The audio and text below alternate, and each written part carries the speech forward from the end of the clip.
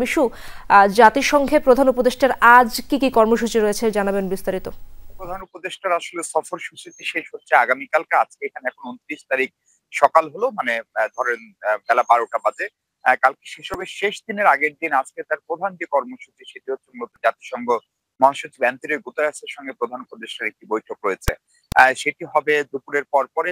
এছাড়া জাতিসংঘের under secretary general, যিনি বাংলাদেশি একজন সাবেক কূটনীতিকও বটে, অ্যাম্বাসেডর রাবাব ফাতেমা, তার সঙ্গে প্রধান উপদেষ্টার সাক্ষাৎ হবে ইউএনএইচসিআর অর্থাৎ জাতিসংঘের শরণার্থী বিষয়ক যে সংস্থা, তার প্রধানের সঙ্গে। এবং এর বাইরে সকালে কিন্তু এরই মধ্যে একটি মানবাধিকার সংস্থার প্রধানের সঙ্গে প্রধান উপদেষ্টার বৈঠক সম্পন্ন হয়েছে। ফলে এই সব বৈঠকগুলোতে মূলত আমরা যদি দেখি যে প্রধান উপদেষ্টার এবারে জাতিসংঘ সফরের প্রথম অংশটির একটা বড় অংশ জুড়ে ছিল বাংলাদেশের অভ্যন্তরীণ রাজনীতি।